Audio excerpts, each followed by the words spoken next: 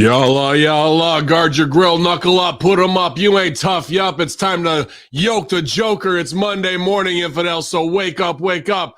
RBV's back in the place with the hack attack on the Monday locker room here at Hamin Media Group. Y'all. Yeah, man, Broster's coffee running through my veins this morning, brother. Feeling good after staying up late last night. I had a rough weekend sleep as the heat kicked in. There's always heat on me, and I'm always evading whatever ATF, FBI, CIA task force that's trying to hunt me down. So that heat doesn't get me. But man, it went from 50 last week to 94. So it was definitely a sweaty affair this weekend. But I slept last night, so I'm ready, pumped up, charged up, ready to rock and roll.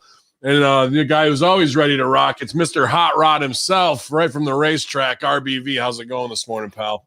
I'll tell you what, man, I had a tremendous sleep. I was out cold. Like maybe I took one of those shots to the head last night, but I was out cold. But hey, you got the heat. We cooled off here in the Midwest, but and you don't have to deal with this in upstate New York. And I can actually today, they've been around for about 4 weeks. They're going to be here for about 2 to 3 more, but I can actually hear them inside. We got them damn cicadas. Oh yeah. Well, millions and millions of these things. And it's just, they're completely harmless, but they're vile looking little creatures. And they got this just annoying buzz. Yeah. I can actually hear them today. Predators. That's why you go outside. You think predators gonna jump out of the tree and kill you. Oh man, they're so again, they're completely harmless, but they're such a nuisance. They're an annoyance, but man, they're so disgusting looking. They got these big red, just gross looking eyes. I mean, it looks like something out of a horror film. Right on. Yeah, the wife number one was just got back from Louisville, and she said they were all over the place. Yeah, we don't really have to fucks with them that much in upstate New York, but black fly and mosquito season. And we have a weird ant season for a week and a half. Like all of a sudden ants just come out of everywhere and then go away by the end of June. Do you guys have up there then? Because I mean, you're close to that border. And when I'm up in northern Ohio, which I think they're dealing with it right now, it's about this time of year. I always call them warheads. There's different names for them, but they're these little flies, and they come by the millions as well. They come across the lake. They're just tiny little we call them no-see-ums. I think that's what you thought. Okay. You can kind of see them swarming, but up close, they're so tiny. Some years are worse than others. They haven't been too bad. When I was a kid, they were probably worse, but maybe they spray in the sky now, fucking kill them all. Who knows? It kills. You go up to Lake Erie though, and if you get like a heavy season with them, it'll shut down those businesses because I mean you got to go out there. I've seen it where they've been out there on like bar patios with snow shovels trying to remove these things. Well, that's probably end of June. A lot of that weird fucking insect comes and goes. And well, I'm still pretty far away from the border, about 3 hours. But where we go to the Adirondacks and stuff like that to go to camps in the deep woods, there's deer flies and black flies, and you can't even fuck around in June. Like you go up there, you'd have to have a whole mosquito net on and when they bite you, I mean, they look like the size of a regular housefly, except they're green eyes and they got kind of camo wings, which I think is pretty cool. But when they bite you, bro, you're like, how can something that small inflict that much damage? And then you get a big welt on your arm or leg or whatever that scratches for like 2-3 days nonstop. So, as long as you avoid the deep woods or you got some deep woods off on your DEET or whatever the fuck it is that probably causes cancer instantly. Yeah, dude, that's what we deal with here. But I'm in the studio down 200 feet below in the bunker, you know what I mean, in the missile silo. So no bugs are fucking around getting down in here, man. Well, that's where they're festering. That's where they're growing right now underground, man. They're surrounding you. I'm below them. I unleash my army of insects on the world to do terror. So I'm glad you're suffering from them. Yep, there we go. Well, I want to ask you this: how's the bank account? Is it suffering, or did you do well last night? Of course, we'll kick things off. Well, let's jump in with some fight action. Yeah, man. We had was it Logan Paul, right? Logan, yeah, Logan and Mayweather. Sami Zayn, right? Yeah, I didn't bet that because there was, I think.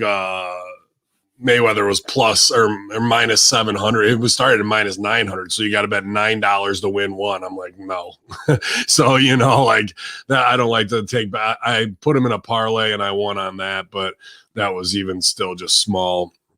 potatoes. But how do you know who won? Because they didn't declare a winner. Yeah, I was going to say, I mean, since it's going the distance there is no winner, correct? Yeah, and right, and they didn't do what have you. I took a parlay with the pre-fight before that, but then the one right before that, not whatever that one dude's name was, who's in the money team, Bacau or something like that.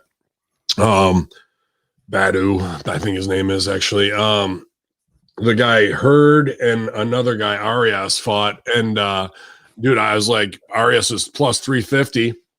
Said, fuck it, we'll put a little bit down on him. And he whooped the shit out of Hurd, bro.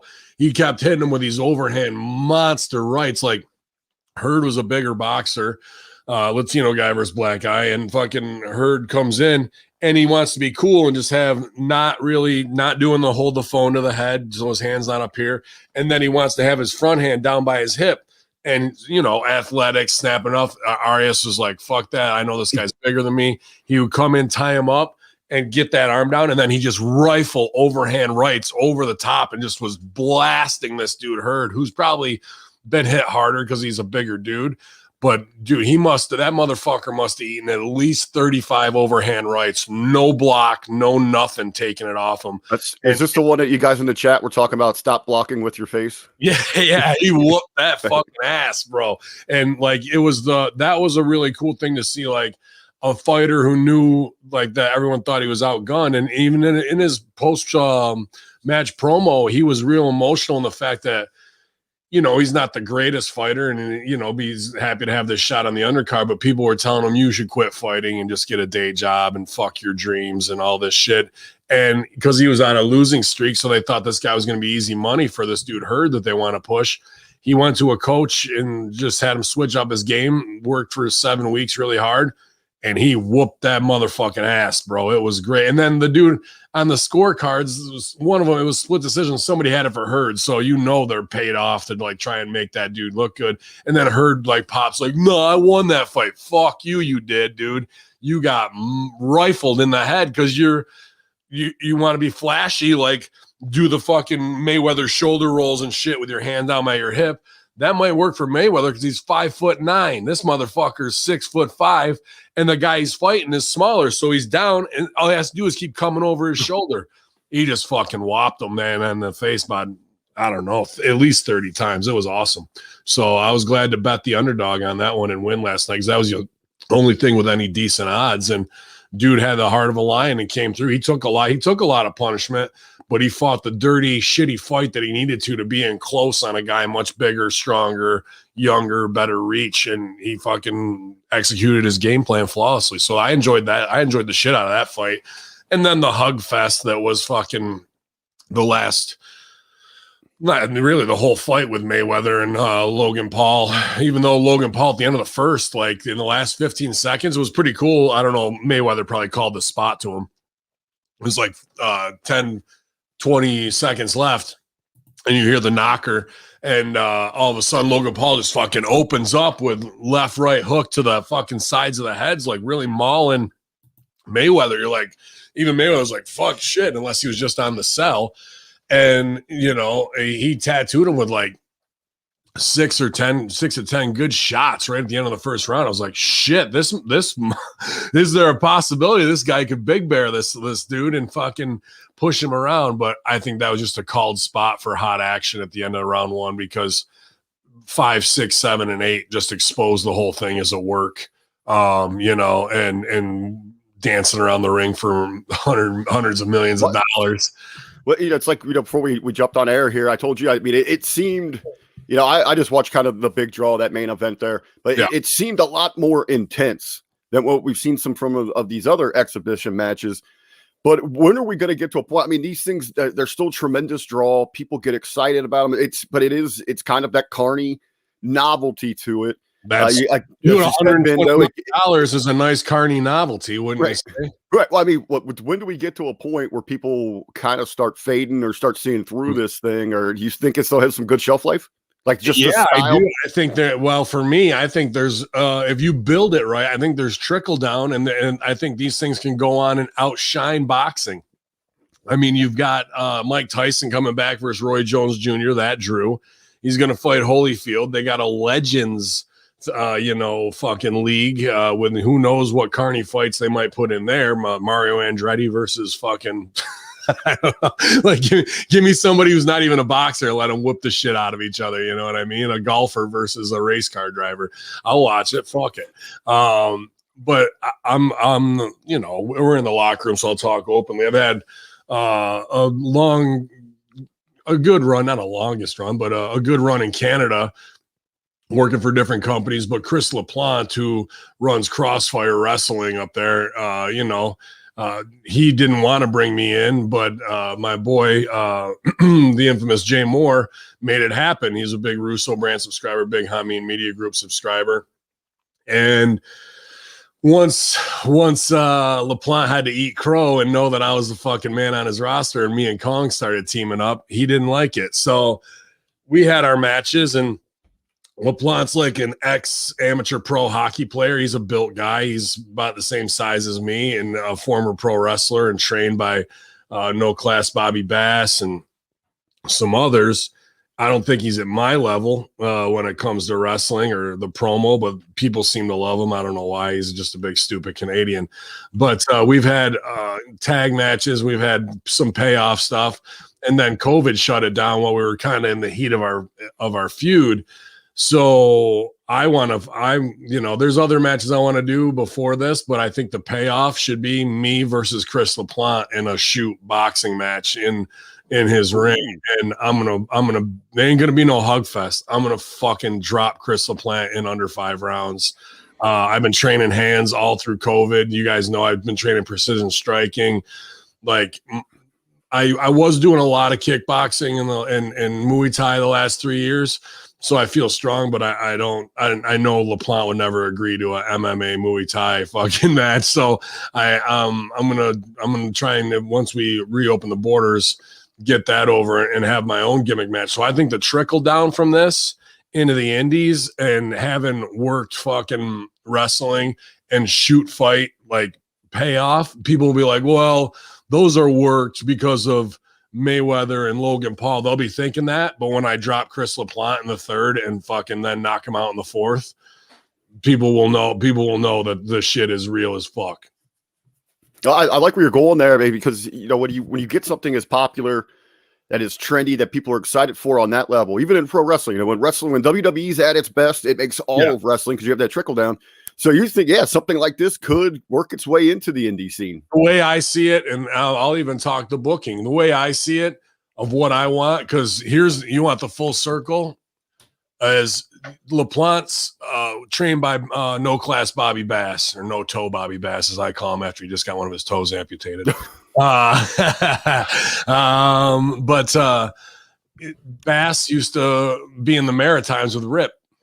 So the way it's going to go down is Rip in my corner, Bass in his corner, and then we'll probably do a cage match, and then after that, the payoff will be fucking boxing. So, and LaPlante's always like, Hamin's always trying to get me to come out of retirement. He wants to do this. He's scared. That's the thing, and he should be scared, because a lot of owners make them, and he doesn't do this compared to others, make themselves champ or want to be in and out of the ring. He's about doing it for the community. Well, I'm telling you, if we do those build-ups with the managers in our corner, and then we do a cage match, and I know the house will go up for either of those. When we box, I bet we sell out 2-3 times of what the build up to that will be for the payoff, dude. So I'm looking forward to showing the promotion in Canada what can really go down when you know what you're doing, and especially with this guy getting in the ring with me, a legit athlete, a hockey. You play hockey, you fucking know how to fight. You know what I mean? I'm not saying LaPlante doesn't, but I see him eating donairs and fucking having barbecues and all this type of shit. Well, and all I do is get up and put on more precision striking, Canelo combos, Tyson combos, Triple G combos, Mayweather super combos, pad workout, footwork. He's not doing what I'm doing. And when I drop the hammer on him, don't dismiss his training. That RBV fitness program might have him go over on you, man. He's putting in the time. He's putting in the time. Go up a weight class. That's probably why. He's probably about because he lost a bunch of weight too, because he's probably about 220. So I probably got about 35 pounds on him. So I'll, if he wants to come up, that's fine. I'm going to keep shedding pounds, but I'm going to thump the shit out of him at the end of the day. There ain't going to be no hugging, and there ain't going to be none of that. If he tries to tie up with me, he might catch a fucking back elbow. You never know. So that's where I think, to go back to the original question, I think this shit isn't played out. I think you could see more booking like what I just laid out there on the indies between top wrestlers who may have heat, who may not, who can come up with something creative. I think that these celebrity versus athlete boxing matches have a lot of draw to them. We're a tribal fight society at our root DNA. And we also love celebrity, and we like that oh shit moment of world star. How can we combine all of that with the right matches, build the heat the right way, and continue to draw? Because boxing kind of sucks since like those. I mean, it hasn't been good for. It was the last time you were really excited 90s, for straight boxing. Yeah, since the late 90s, to be honest with you. Maybe Lennox Lewis was like the last like big, that. I mean, you had some Floyd stuff in there, but nothing like overwhelming or anything. Yeah, I mean, I like Canelo, but they're not selling. For me, I kind of fell off after what was the Irish Mickey Ward and Gotti? Like the last fucking super brawl. And those fights were unbelievable. Like that took, like, if you were gonna like close the chapter on boxing and that was boxing, like that, those fucking fights between Gotti Ward. If you never watched those, you want to talk about fighters, the fighting spirit. Like that's really the fucking, fucking Ward was unbelievable in those, coming back from underneath every time. So since then, there hasn't been anything epic in my opinion. And if boxing needs a kick in the ass, if cardying it up is the way to go to start getting people back with eyes on it, and you can put guys like Arias and Hurd on the undercard and do fucking good things like that, there's an opportunity to fucking, kick them a little B12 into them, and maybe it can come back. But who's the next Mike Tyson? Who's training out there to be the next Mayweather? And not a Mayweather who cashes in versus a YouTube star, but a guy who puts in hundreds of thousands of hours. Where's the obsessed father? Where's the customato that's finding a talent and fucking saying, this is what I'm going to put all of my effort into, this unmolded piece of clay, and turn them into something that the world has never seen before. It's going to take, and the thing is with Cuss and with Mayweather Sr., they weren't rich guys. That was their passion project. So I'd love to see a Floyd Mayweather Jr. do that for somebody, but he's already a multi-fucking billionaire. So he's not gonna have that same passion to like make a fucking killer that those guys did. Well, so, you throw that money in there. I mean, I'm thinking, spinoffs here for programming. You could do like a Tough Enough, The Ultimate Fighter, where you bring in these guys to train. With Golden Boy with fucking Oscar De La Hoya. Money fucks up everything.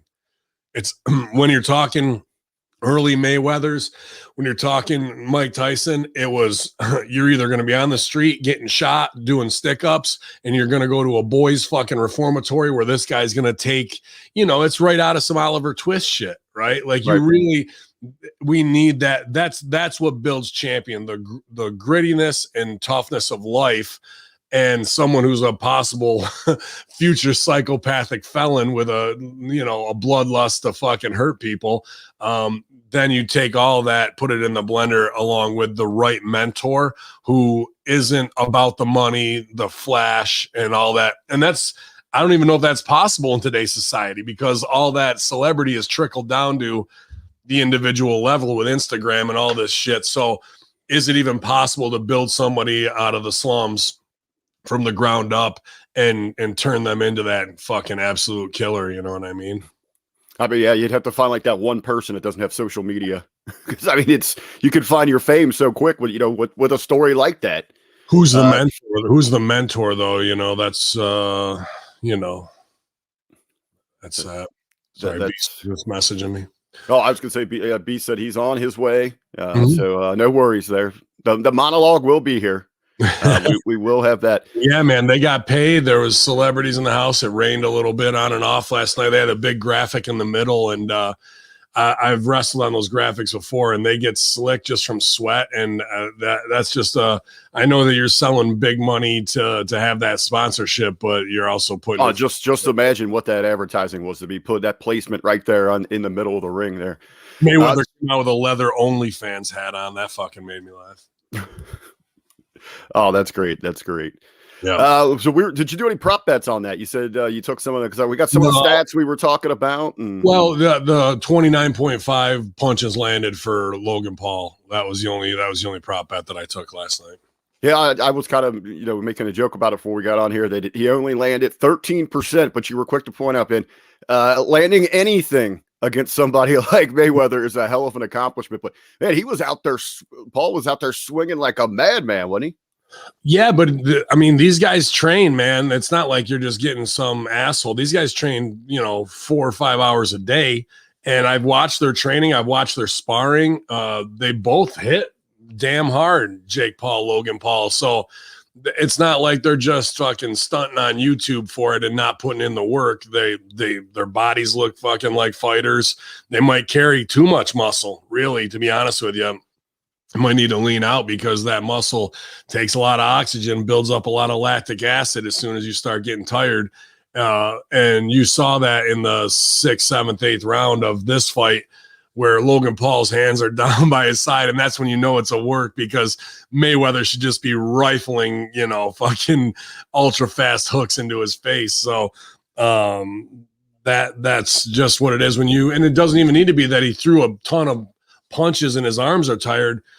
That being in front of a crowd in your moment, dude, that can just get you so gassed up and like all of a sudden your arms don't work like you want them to. And it's just your body doing strange things to you as far as that goes. But yeah, man, to have 30 pounds on a smaller guy like this, I think he should have really been rocking. And if you were really going to work it, I would have had him drop Mayweather down to get an 8 count. Like the place would have gone nuts. So even how they worked it, they kind of missed the drama of what it should be. And by those last rounds, you can just see that they're just dancing around for the payday and nobody really wants to knock somebody out. Like if I was Logan Paul, even though they probably have it all worked ahead of time, I'd be like, this is my fucking chance to at least try and go all out. You know what I mean? And say I got something nasty on the greatest fighter of all time. So, but they agreed probably beforehand not to do any of that bullshit. That's good. That's what I wonder too. Like when you're mapping out, your piece by piece into this play, whatever. I mean, it got a little more exciting in that last round as he came out firing again to try to send you home, kind of hyped. But I think maybe with that pacing, or I didn't know, maybe if his cardio got to him. You're talking about, man, your body just starts giving on you. I mean, you talk about the ultimate endurance in sports. Boxing, going down and have to swing like that for so long, even it is 8 rounds in an exhibition. Yeah, I mean, that should be nothing for those guys. They should be fighting 10-round, 5-minute rounds. I mean, if my big ass can do it. Yeah. Well, I mean, in training. So when you get to 8 minutes, 3 minutes, it's just like, all right, I'm just getting warmed up by like the 2/3 of the way through. So yeah, people want that knockout in the 8th. They want everybody to unload the leather. And then when they're not, and it's exposed as a fucking work hug fest, nobody gets dropped. Like the fucking crowd is booing them and shit. You're like, that's not the look you want. If you're going to fucking work it, say, all right, get him in close. And they're hugging the whole time. So I'm like, he's calling spots to him. He's fucking calling this or that. So I'd call the spot and be like, here comes the fucking hook to the body, drill Logan Paul, because he was selling his stomach a little bit from some other shots that were, pretty stiff little shots early on. Have him take a fucking knee from a liver punch. Place would go fucking nuts, bro. That's all you need in the 8th, but they didn't even work that the right way. So at the end, they were getting fucking booed and da-da-da. And it's no shame in taking a liver punch from a guy who's 6 inches shorter than you and fucking on the inside. Like that's a believable shot. You know what I mean? And whatever, they just needed a pro wrestler to fucking put their match together a little bit easier for them. Very nice. Well, you mentioned pro wrestling. I mean, that's mainly what we are here for. And hey, I don't think a lot of people knew this, but there was a pro wrestling event yesterday. One happened. I was actually first time in a long time. I've been excited for a pay-per-view. It's Wrestling My Way. It's old school. It's larger than life stars. But hey, more importantly, it had a lot of tie-ins with the Hamin Media Group brand management. We had a lot of representation on the NWA When Our Shadows Fall yesterday. A lot of like I actually Stooge Report. I talked to Timmy Baltimore, who was there behind the scenes as well, and he's like, "Bro, it's like the OVW class of 2004 reunion here today, pretty much." So, I was glad that a lot of the old family got back together and put on a great show. From what I heard, I know there was some troubles on the pre-show with YouTube, and we can talk about that too because it's the locker room and we got to talk shit on everybody. But obviously, Velvet Sky on commentary looking dime piece, bro. She's the hottest girl in wrestling. I would venture to say that she is probably one of the most beautiful women on the planet. And she turned and just turned 40 years old. I mean, you know what? Aside from her looks there, I thought she did a tremendous job. She's a worker, bro. She's a worker. She's not just a Johnny Ace, go hire some model face shit. This girl, whatever, Talia Madison, or right, that was what she was on the indies. Like, dude, she's put in all the years. Like, there's no, oh, she's hot, give her a shot. No, she had to work her ass off to get to the shot at Impact and then change her name, got that over with Russo's Creative with the beautiful people. And they've been doing that for 14 years because it absolutely is a great gimmick, whether they're working with other girls or they're working with Billy Gunn or, whoever it was to get that over and make it into something. And that's why the beautiful people is a brand that's going to last in wrestling forever. And the fact that, you see some chicks, I'm not going to name who they are by any means, who are like, we're great wrestlers and they're still beautiful and athletic. And you see them, but you're like, all right, they're in their mom phase and they're what they were. And we have the nostalgia of them. Not her, bro. She's as hot, if not hotter than when she was in the ring 20 years ago. So she's definitely got the secret to reverse aging. And I think that's Oreos, Cheetos, and Patron. Some combination of those three unlocks the anti-aging. It's science. It's science. Yeah, I don't expect it. Yeah. But I mean, what she brings there, she has that perfect compliment. She gives you a lot of times just some one-liners, some really good thought. And then when she really had to turn it up, when you had the two women's matches, that's when she really shined because that's what, she's relatable there. She, like you said, the success she's had, Beautiful People is probably one of the all-time greatest things in women's wrestling. Sure.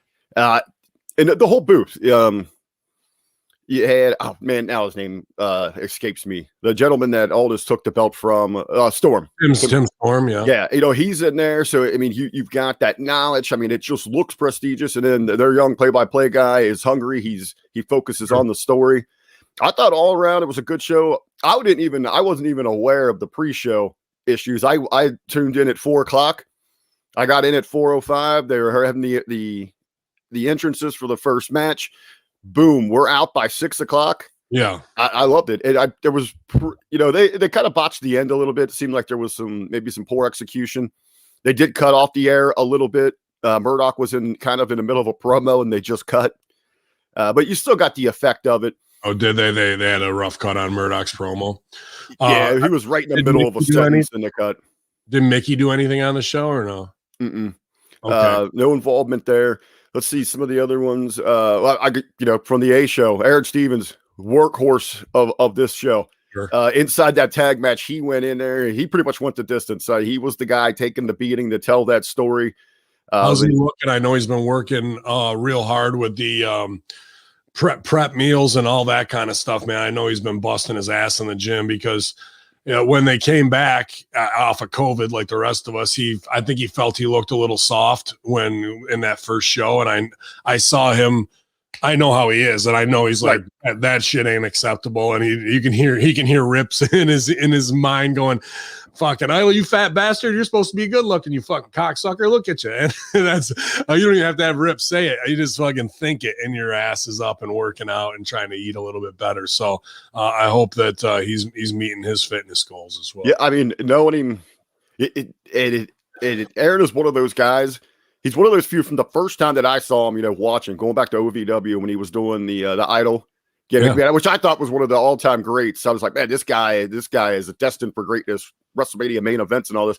But he's always had a different kind of body. He was in there with some ripped dudes. But I thought he looked good. I mean, knowing what he's looked like through his career, I thought he looked good. He went in there. You could tell he was really the one really handling that match and getting the story across and got you invested, got you in the comeback. And he ends up getting the pin really without even knowing it because he was in there just taking a whooping the whole time. But a great match, great tag match. Let's see outside of that, JTG made his debut. Looks awesome, man. I mean, so this is OVW class of 2004. Murdoch, JTG, Serena, who else? Idol, if Mickey James is backstage, like it's one after the other on this show, which shows you the fundamental soundness of the people at OVW. Yeah, Pope was there, so he would have been through that time. Yep, absolutely. He looked great. I just really kept thinking to myself, because Pope went early. Like why don't we hear this guy's name about coming back to WWE or, on those, I mean, he looked amazing. For the big man, I thought Tyrus looked good. Talking about ex-WWE guys, up across the ring from JTG was Fred Rosser. He looked freaking incredible. I mean, these guys put in some work. Now and I want to ask you about this. When these guys had a layoff, now I know they had their television taping building towards this, but they weren't like AEW or WWE that were constantly running. What were some of the struggles in like just getting, maintaining your ring shape, getting turned back up, especially when you got to get ready for television? What kind of goes into that? Yeah, well, for TV, that's, and I'm not the body guy who's wrestling with my shirt off ever, no matter how much work I put in. So but for those guys, diet is fundamental, and you have to have long-term goals because you're not gonna be like, oh, I'm on TV in 2 weeks, I better start dieting now. Like, they know. I mean, how you had, was that like 7 weeks, 2 months, something? Like, bro, it's every day. That's part of your fucking job. If you're gonna be a pro in this shit, you better be putting in 3 hours in the gym every single day. You better be having a shake for lunch and not fucking McShit house and fucking, when you go home, it's prep meals from a place that's all high protein, no carb, and getting ready, and then whatever your favorite B12 supplement is maybe as well. Last night, fight on the undercard, that Badu guy was supposed to fight. The guy got pulled because he tested for 4 different types of steroids in the. You got to cover all your bases, man. Cover all your bases. So, we're in a visually appealing, phony ass sport. So if that means you got to do some gas to look like a superstar to be on top, then so be it. Like, we see it in WWE, we see it at Impact. There's no doubt about it of who's on and who's not. And those guys look like the superstars that you want. And people like myself or others who can call them out on it. But at the end of the day, they got the top spot. So what's that say? Go do some fucking gas, get in shape, and look like the best you can. Are you going to knock off 3-4 years off your life when you're 74 and instead and die at 70? Probably, but you got to live 20 years of living on top. So what's the trade-off in that, man? The toughest thing though is their spines probably have never felt better, and shoulder injuries have never felt better, neck injuries, because you had a whole year to like, holy shit, I fucking can rehab this and I feel good. And then those first bumps, you're back to like, oh shit, my shoulder's out and it's fucked up for 3 months, So there's plenty that goes into it. I heard a lot of interesting girls news coming out of this. That Kylie Ray got signed by them. Gonna bring up some of the women's information. Obviously, match of the card. Serena does it again. Really? I haven't seen any of this, so I'm kind of. She best match on the show. I actually believe it was the longest, just under 15 minutes, which I really liked. Everything was right in that 10 to 15 minute, and the pacing. Boom, match over. Here's the graphic for the next one. Let's get to it. Good. And on that main show, you had 7 matches, and they were out of there in under 2 hours. But Serena goes out. Had a feeling this was going to happen, but she I don't want to say carried, but at this point, Camille's young. She's still learning. She doesn't have hardly.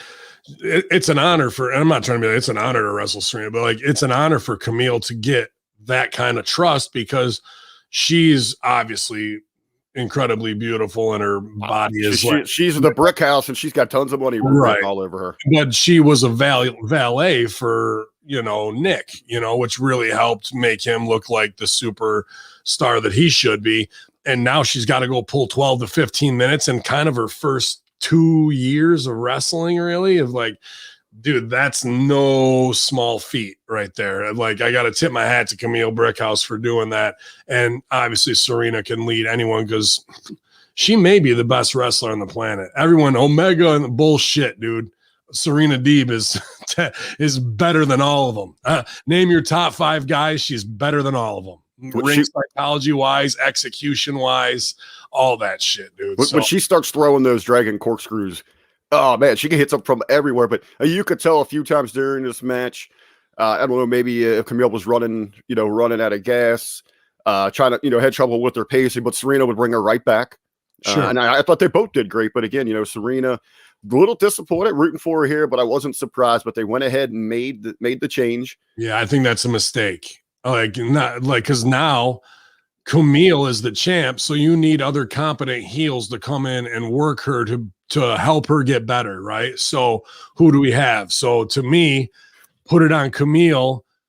I would insert Mickie James, but she's not Camille's the heel, so I would insert Mickie to be able to help her and have Mickie take it right off of Camille right away and build the Serena versus Mickie. But if you wanted to get there, I would have just kept Serena strong, because now Serena got beat by a girl who's only 2 years in the biz, who's kind of a side piece based on her looks, but now she just beat the best technical wrestler in all of it's a lot to chew off with your first big victory. It's not the right booking call. I hate that. I'm not here to fucking shit on Billy's choices, and he may have a whole story that he wants to tell that I'm unaware of and whatnot. But where Serena is in AEW being signed and whatnot, and Britt Baker just getting the belt, they're not going to have Serena go on the road and be like, well, now she's going to take it right off Britt Baker. That'd be a terrible call. Right. So what should have happened is keeping, in my opinion, Serena strong as the NWA women's title, and you build both of them side by side until we clash with Britt and Serena. Now those stakes are pretty much gone, and we had an NWA AEW parallel, so now we're kind of back to square one where we've got to build everybody up. Now, I haven't talked to Deeb, so I don't know if it was injury based or anything like that, and I'm hoping it's not after a little knee scope thing, but to me, like, that was just like the fact that Camille's even getting to go pull 12 to 15 with Deeb that's enough shine. You know what I mean? That makes her credible enough that, hey, she can fucking hang in there, and then she'll get more matches and whatnot. So I think that was a rough booking decision, in my opinion, that doesn't have it's just not the best choice of where we could have gone, I think. And that's because I'm a Serena mark and fan, you know what I mean? Like, that's just long-term booking. I don't see the reason for doing this, and that's what I'm saying. I hope aside from injury, but I have no idea. Well, I don't know. I mean, you'll eventually, I'm sure you'll get the full story on this thing. From what I've kind of just researched and reaching out to some people here, it seems as if Deeb, they might be wanting her to focus on AEW. I mean, that's actually where she's contracted at. And I don't know. This is just kind of a guess. Billy was on with Paz. Aldis was just recently on with Paz, and then listening to a few of the other things as they're making their press rounds this week. Yeah, I'm wondering if that relationship between AEW and NWA, not that it's on the rocks, but maybe it's not what it once was. I don't know. I just saw that Aldis said that if Khan wanted to do Cody versus Aldis 3, he'd be down to go. So I don't think there's straight. Well, he was looking at it, and actually I just clipped this. This is available over on the Two Man Power Trip YouTube page, where Aldis talks in detail about this. And he says, when the first 2 times around, it was very beneficial for both of them. Cody got that moment, the NWA got the exposure. They with those two, though, they're gonna take you on an emotional roller coaster. They're not about spots. They're not about movesets. They're gonna get you to buy in. So they absolutely need an audience. So they'd have to wait till you can really get people to buy into this thing. But then Aldis kind of said in there that Cody didn't seem very interested, so it's not something he's going to push. And in another interview this week, when Billy was talking, I think it might have one of the circuits there, he had said he had pitched some things over to AEW, and it really wasn't receptive. So he I'm not saying it's that it's falling out or anything like that, but maybe they're going in different directions, focusing on themselves. But as we do talk about women's contracts, it does appear, Kylie Rae made her debut with the NWA, back again Did she work, or did they just bring her out and she just wave? No, she was. It was kind of weird. She teamed up with Tyra Terrell, and they took on Thunder Rosa, and Melina was back. Yeah. So you had Kylie Ray, who just a completely different dynamic than we're used to, was working. She was throwing signs of a heel character, where instead of the happy-go-lucky, always smile, she tagged with who? Terrell, Tyra Terrell, the old doll hot blondes with girl. the heels over the nostalgic dark-haired girl. That's a strange booking decision, in my opinion, too, especially when she's established as the twinkling Mrs. Miss Nice, everything. I kind of thought about this. I mean, it's fair to ask because of the track record.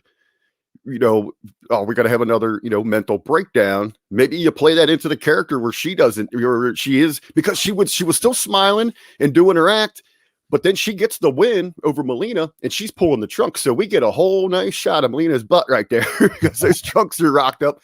But as she's leaving, it's almost like she wants to apologize, but she's laughing about it. So it was this very different dynamic than we've seen with Kylie any other time. Yeah, I don't like that confusion, man. Like, especially on you can act heel or whatever, but a trunk pull, you know what I mean? Unless it's in retribution to a cheat that Melina did, that the baby can get over with that. But even that's a pretty heel ass fucking gimmick. I think that's a mistake, unless she was going to become like the shooter bang bang on the industry where people talk shit on her about the Impact stuff or leaving AEW, and she's got something to say back, and that's why she's here, and there's a new her. But if she's doing the cheerleader bit still with the smiley face, then that finish doesn't make sense to me of why you would do that, especially over a known heel like Melina and Thunder Rosa, who can work heel very well. You know what I mean? And she's with Taryn Terrell, another like blonde. And Terrell was healing it up. She was playing that perfect blonde bitch. She was flaunting it. She came out with these wings, and she's the goddess look. She was working straight heel in the match. And then you'd see on the other side with Thunder and Melina, they would show you flashes of it, but they came out smiling and hugging before. So this was the only match I had an issue with, because it was really, if you were just tuning into the NWA, you heard about this pay-per-view, you heard about old school wrestling, this one would really confuse you. And I'll let it play out. I'll see where they go at the television, where the shows are going to go in a week. But that to me is, I just don't like that as much, because I've worked shows where people are like, well, over there I'm babyface at that other company, but I work heel here. I'm like, ugh, I fucking and I don't want to throw my own guy under the bus, but Congo Kong, when we work border town wrestling, he's a big babyface. We work Crossfire 10 minutes away, and he's a big heel. Fucking heels. Like, I just don't like when fucking promoters, because they're like, no, this is our thing, and here it's different. No, dude. You know what they are in AEW. You know what she was in Impact. You know this is her strength and how to play to it. Don't try and switch it just to be like, well, here she's this, but over there she's that, because fans are going to see her on indie shows and they expect, kind of what the main gimmick is of what she's doing. Now, if we're going to turn everything heel on her, that's a choice, and then she can go work heel other places. But is she going to show up? Is she going to show up? That's the first question. But is she going to show up at your local indie and be smiley Kylie Ray, and then on TV she's doing half a heel finish? Like, that's confusing to her brand and the audience. And I don't really care for when promoters do that, just to be like, well, this is ours, but over there, that's what she does over there. I think that's having me come out and be fucking like Captain America, like not smart. You're not playing to the strengths, and we always want to play to the strengths. And I like to carry business even in between feds. You know what I mean? What I did in 2CW carried over to Upstate Pro Wrestling with a lot of guys there with Dick Justice and whatnot, and then I'll carry something out of there into somebody else. So my storyline is always, you can tie them together. Now, some wrestlers don't have that carte blanche to do that. I understand that. But for those fans, even if it's an indie fan who's going to each one of those, that's why I do this shit, to be like, they see the evolution of everything I've ever done. I kind of did that with us with PWA. I kind of conflicted us where I was okay, like, hey, let's tell this story because these guys have a feud down the street. But then I did have one individual. I was like, dude, let's have you work heel here because he's everywhere he goes. He's always been a babyface, young, athletic, good-looking kid. He's got a charisma about him, and I got that stuck in my head. Thankfully, Beast was like, Rick, shut up, let me handle this. You go over and worry about the concession stand. I'll talk to these guys. Hey, that's where a natural baby face. Don't go against it just to feel like you're getting something cool in your booking over. That's I wanted kind of that shock value. When you feel yourself doing that, and I'm not trying to shit on you because you're, you know, hey, it's one of those lessons that I had to learn. Exactly. There's only one way to learn, and that's the hard way.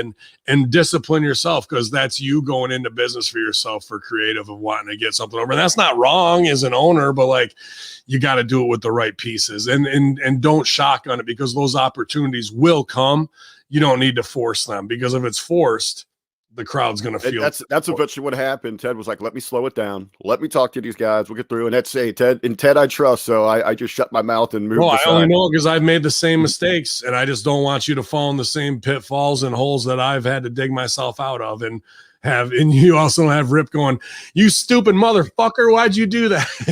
So, that you kind of got to have that own in your voice of like, to give yourself a little check and balance of like, is this really what I need to be doing for the best business? Or is this just me wanting to be the booker, getting my own idea over at the expense of what is really going to be working the best? And if it is that, it's not wrong where you got to slap your hand, just take that and put it on the shelf for 2-3 shows down the road where we can start building to something, you know what I mean? Well, what worked with it great is Beast started a slow burn where we didn't get an obvious heel turn, but you saw frustrations maybe because the kid's getting so close.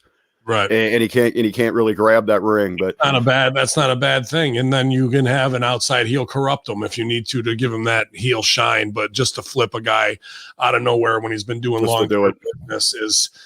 And that seems like to me what's happened here. And other Stooge Report is they're taping other things. I know our own, cohort co-host sometimes of Light the Fuse. Genocide was in the house last night for this weekend for the taping. So super proud of the work she's put in, and just got star written all over her, especially with Seidel Dojo and with Chris Silvio. And I think she's perfect, ready made for NWA. And I'd love to see Serena versus her, Thunder Rosa. I mean, she works Thunder Rosa's Mission Pro. There's a lot of great names that I think are gonna be super impressed when they get in the ring with Genocide. That's a big program if you keep it on Camille for an extended period. Eventually, with those two, I mean, you talk about it being in on looking like superstars. That's the two of them. Yeah, absolutely. And you know why? Because they're putting in tremendous. You asked me earlier, what's it take for TV? Go watch Genocide's Instagram. Every day she is accountable. Kickboxing, Muay Thai, pull-ups, box jumps, training at Seidel Dojo, eating the right way while holding down a corporate job as well. She works from home most of the time, but like putting in 40 plus hours a week doing that. Wow.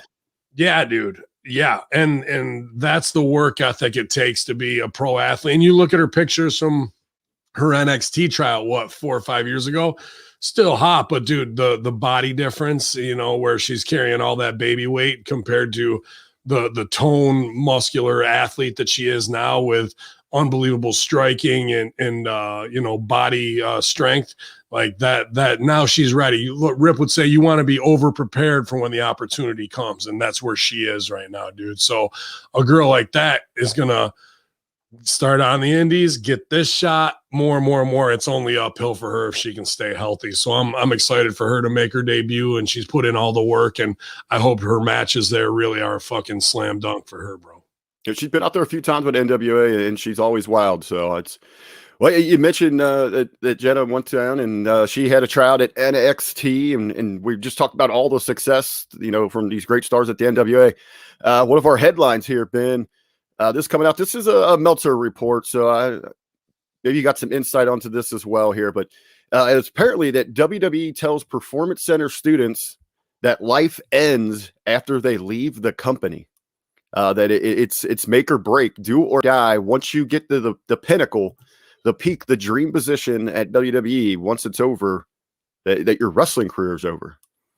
I don't know. This is Meltzer on a stretch. I mean, this seems kind of weird. Who would say that to somebody there? Like, I'm trying to think who has got the oblivious fucking we're over attitude. Because if anything, you're gonna make your money at NXT $750 a week or $1,000, whatever they've upped it to now for that NXT $50,000, $75,000 contract to go live in a shitty fucking condo in Clearwater Beach and go hang out and pretend you're one of the cool kids and go to the beach every day. People get comfortable in that. And when they leave, they get a snap of reality of the money has to come in. And what are we going to do that? Well, if you even got this much over as an NXT camera, if you're not even if you're a student, like here's a guy I like a lot from the Northeast Indies, Joe Gacy. Joe Gacy, a really good worker. He got signed to NXT. Some of us were even like, wow, because he doesn't fit the mold, because Gacy is probably just 6 foot. He's kind of not a body guy at all. He looks kind of like a Grizzly Smith type dude, Grizzly Adams type dude, and he was one of the zombies in the Miz thing. Okay. Now I want the best for Gacy because I like the dude, but I don't see him. And this is honest talk. And Joe, if you're hearing this, it's not, no slight on you. I got mad respect for you, and except for the fact that you ducked me for 5 years because I kicked the fuck out of you. You're just calling all sorts of people out today. Yeah. But the chances, and this is just the chances of wrestling. The chance that Gacy got signed, he's already beat it. He's already beat those odds, and he's worked his ass off to do that. So my hat's off to him. But that for him to be standing in across from a Randy Orton, the chances of that are probably under 10%. You know what I mean? On a main roster. And if Gacy got cut and his whole thing was, I made it to the zombie and whatnot, or I was one of the rosebuds, something along those lines, that if Gacy goes back to the indies and got released, and something like that, dude, his indie rate's going to double and triple of where the fuck he was because of NXT. So your life isn't over. You now have the WWE stamp, and in front of the fans and indie bookers and whatnot, they mark out for that because now you have an ex-NXT guy, and that makes your show look better, and they'll draw. He might not ever fought Gargano on fucking NXT main event, but he sure as shit fought him at X-Site and other places where they tore the fucking house down. Now he comes back. And if you had another NXT guy, if Gargano got released or whatever down the road, you can rematch that. That's a fucking draw, bro. So whoever's saying that is so completely out of touch with the indies that it's your career isn't over. In fact, you have more freedom and you can up your indie rate from where you were. So you could probably work less if you wanted to and have better, more choice opponents. And you're going to make more at the merch table, on signings, and help being a draw. So whoever said that's dumb as fuck. Again, a Meltzer story here, and he does put over, down somewhere in the quote, a lot of people go to AEW, so he's got his plug in there for his boys there. But I mean, could there be some truth though that WWE is kind of, because they do realize there are opportunities, and they want to. This is a little bit more of that control factor once they have you under their roof. To scare you at that point. Fuck with your, even in OVW, they would say you can't take any other bookings, which I get, even though we're paid to be there. You don't want to go out, have your talent get hurt and whatnot. So OVW is not paying you, but they are putting you on TV, and you are getting seen by WWE. So they're protecting their investment. But then at the same time, the poison is, and I heard this 100 times, don't go work the indies. Everybody out there's a fucking goof. They're going to hurt you. They suck. They don't get psychology. And there is some truth to some of that, of some of these matches that I see on the indies with goofs who want to be the young bucks and don't know what the fuck they're doing and just want to. One guy, he goes to Stevie, Stevie's like, so what do you do? He's like, I do super kick. And the kid is young. He's 20, 21. He doesn't even really know Stevie Richards' career of the Stevie kid. I was going to say, I mean, come on, if he's early 20s. I mean, is the poor kid even that? heard of, or seen the BWO or anything like that? They were young bucks like me and Stevie didn't have to say nothing. GGP and I go, well, you're not doing that because that's his fucking finish for the last 30 years that he took from Sean. So the kid's like, oh, okay. So they don't know. So there are young goofs who can hurt you, who just want to get their shit in. Experienced workers not going to allow that to happen. But it's developmental and you want to get paid and you think you're over and you're not really over yet because you haven't put the time in. So even in OVW, they'd put poison in the fucking water that way of don't do it. Now out on the indies, I've worked with tons of fucking guys who are phenomenal. Jay Freddy, Captain Nick Ando, Colin Delaney's, WWE too. Like I can run down the list. Jason Axe, fucking Pun and Graham, all these guys who do get it. And we're over in 2CW who don't do a bunch of dumb shit that is meaningless. So that's how it works. When we say the bubble, this is part of being inside the brainwashing bubble of, oh, you fucking don't want to fall in line here, but let's put the fear in them. If you leave here, your career's fucking done. Well, no, it's only if I left NXT and I never did anything and they tried to fuck with me that way, I'd be on the indies cutting promos on WWE, shitting on NXT, calling out guys there and be like, Gargano was a pussy. He was too scared to fucking face me and da-da-da. You know what I mean? Like, get it over.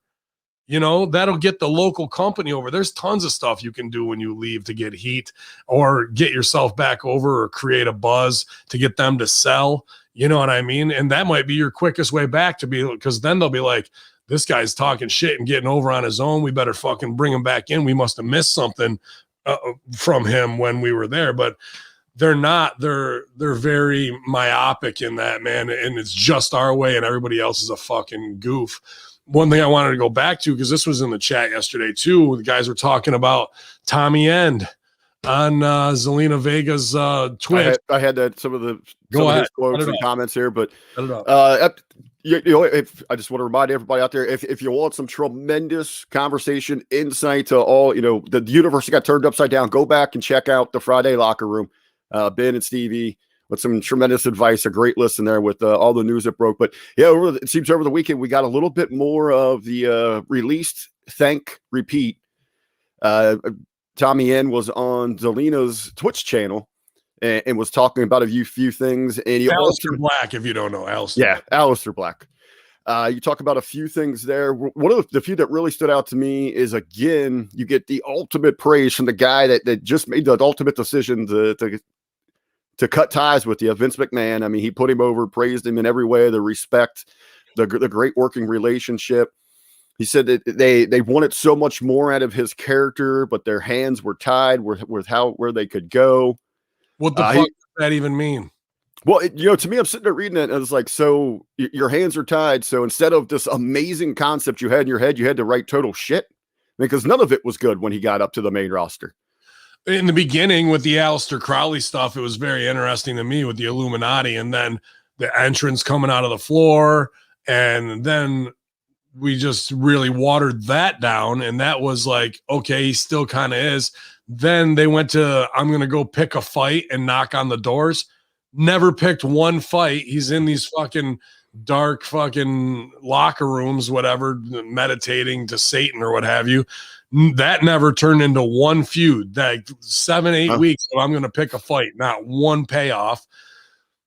And that was right around the time that they're going to Hobby Lobby on their YouTube channel, and that she's streaming on Twitch.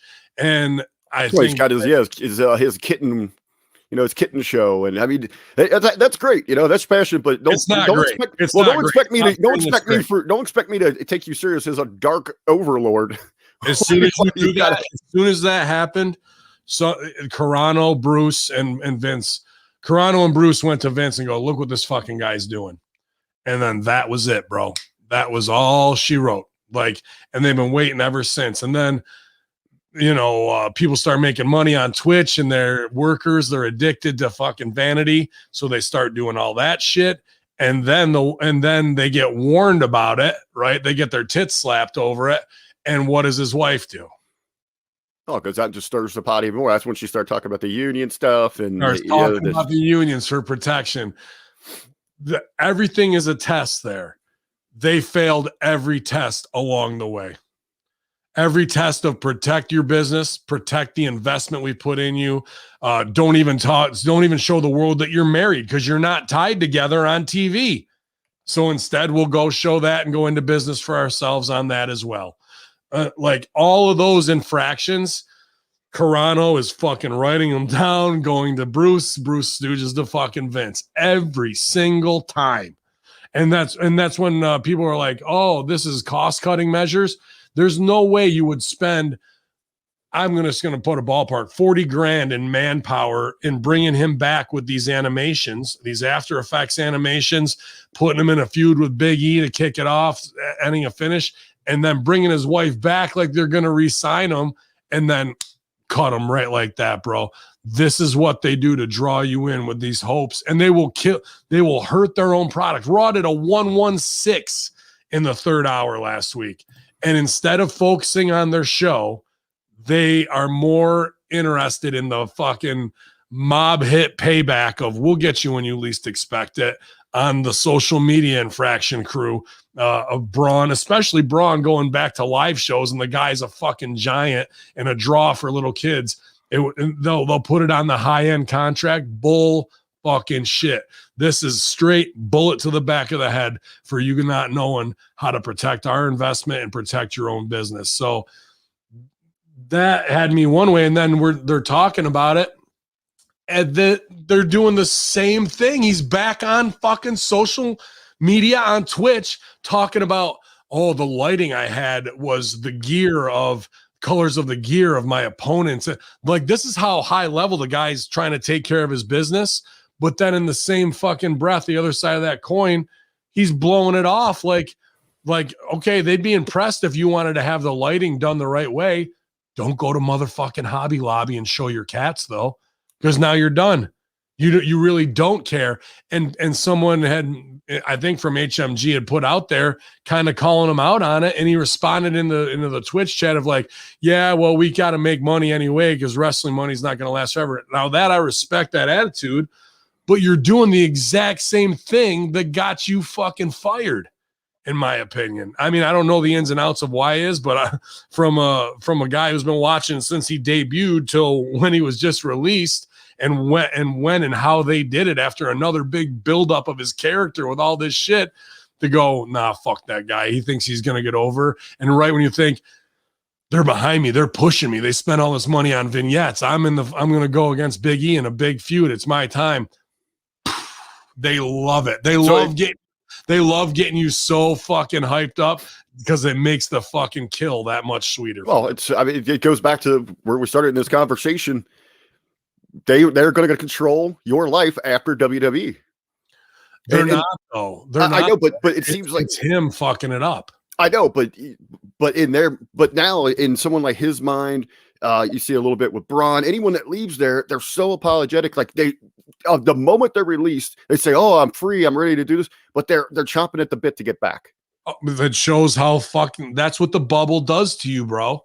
Like that's the complete Stockholm syndrome that WWE puts into their performers afterwards, where you just got fired for a reason that they claim to be corporate, but you know it's because of personal heat, and you act like, oh, thank you for the greatest time of my life. Then 48 hours later, and there's a 7 steps of psychology when you get fired. For wrestling, it might be 11, but fucking then they're turning on social media. The guy got fired because of probably social media infractions, but they're not going to say it that way because they'd have a lawsuit on their hands or what have you. So it shows he's still in the bubble, doesn't get it, because what does he do 72 hours later? Turns around and does the exact thing that fucking got him clipped. And then dudes in the office are like, see, look at this fucking guy.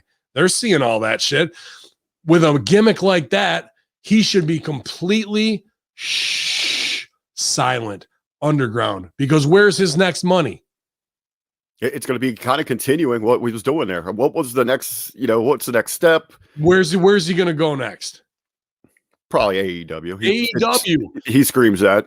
So you don't want to fucking humanize yourself more answering marks on Twitch because they're going to cheer you. Sure, he might want money and they might not have some and they might need some. I get with that. but that is killing your mystique for when you show up out of nowhere on AEW, because now the fans have interaction with you as Tommy End on your wife's fucking Twitch thing, instead of protecting your mystique to show up and be fucking out of nowhere with Butcher and the Blade, the Dark Order, whatever it is they're going to do to be an oh my God moment. Now he's Tommy End, who we can talk to on Twitch instead of Alistair. I would change if he would have gone completely silent and shown up in AEW out of nowhere on the next pay-per-view as Crowley, and that's what I call myself. I call him Crowley. That's what he should change his name to, and fucking do completely mystic and fucking even more satanic, even more down that. But you blow all that off when you're talking about your fucking cats and the lighting and the fucking gear of your opponents. And dude, just so not with it of the perspective of what you need to do to stay over, get over, and make yourself a top draw. He just humanized himself. And that's the last thing you want to do when you're doing a mythic satanic gimmick. But hey, we made $600 in Twitch bits, so it was fucking worth it. Come on, man. Kids. And that's part of WWE fucking their head up, bro.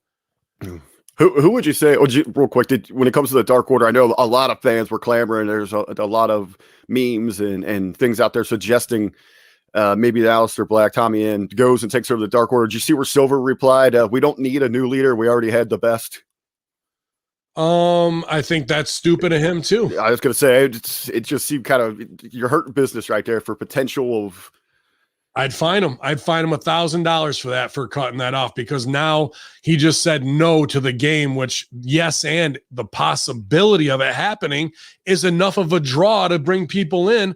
But if the supermarks, who are all internet fucking nerds for AEW, they're going to see that, and then they're going to be like, well, they're not going to bring Aleister Black in and do that. They're obviously, if this guy doesn't give a fuck, or if they do it and they marry him together, now there's some weird heat backstage between Silver, who was trying to get himself over the last year and doesn't care about the group at all, and fucking not wanting to play ball going into what happens here with Aleister Black. So that's all ignorant, especially if you're a fucking doing a mystic gimmick, bro. If there really is anyone that's completely just took a dump all over the potential for a gimmick, it's been Silver, right? I mean, just going into business for himself.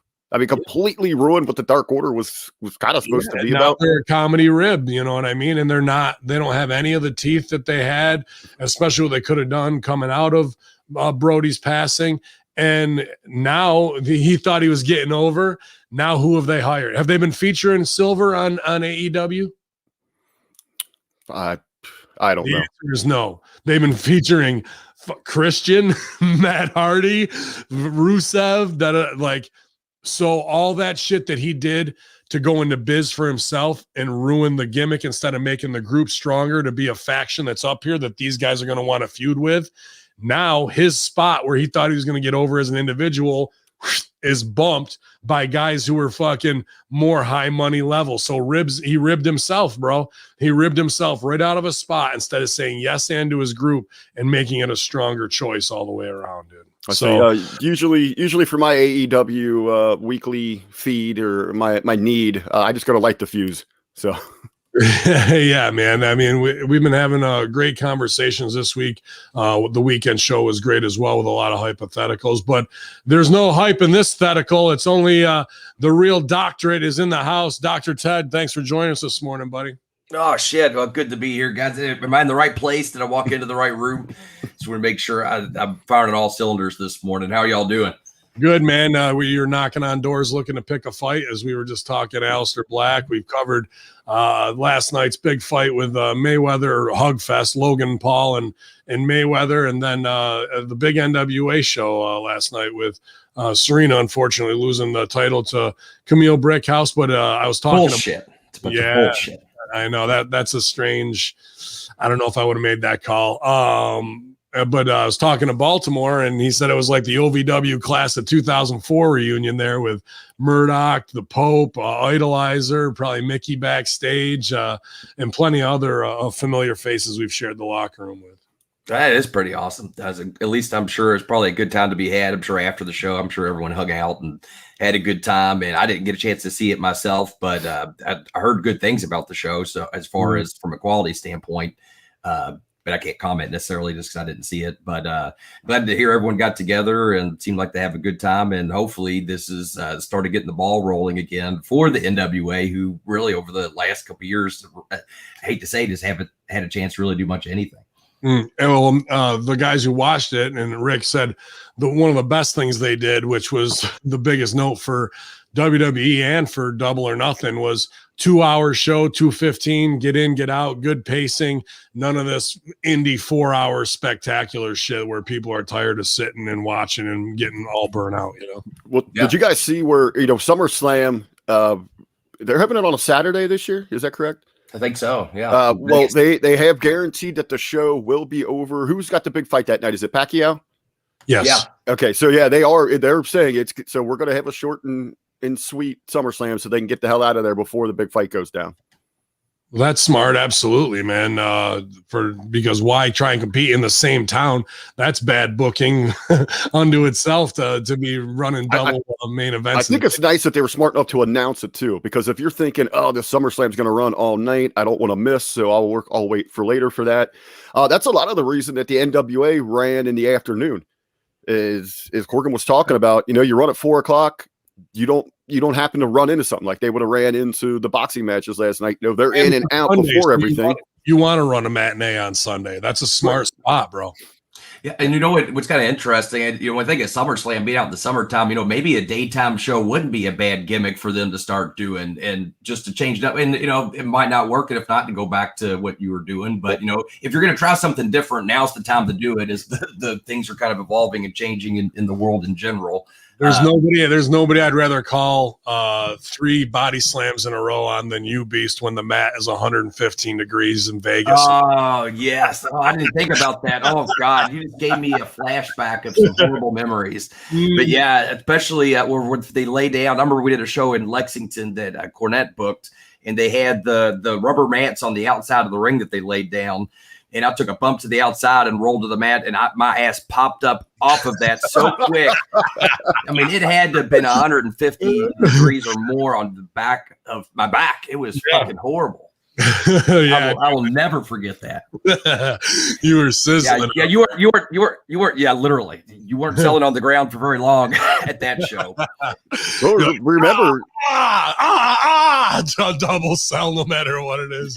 Until the In Your House era, they did run their shows in the afternoon because you'd get like a 4:00 run, and then on pay-per-view you'd get the replay at 8:00. So I mean, for the early parts, of the modern era, they did do those early shows. Yeah.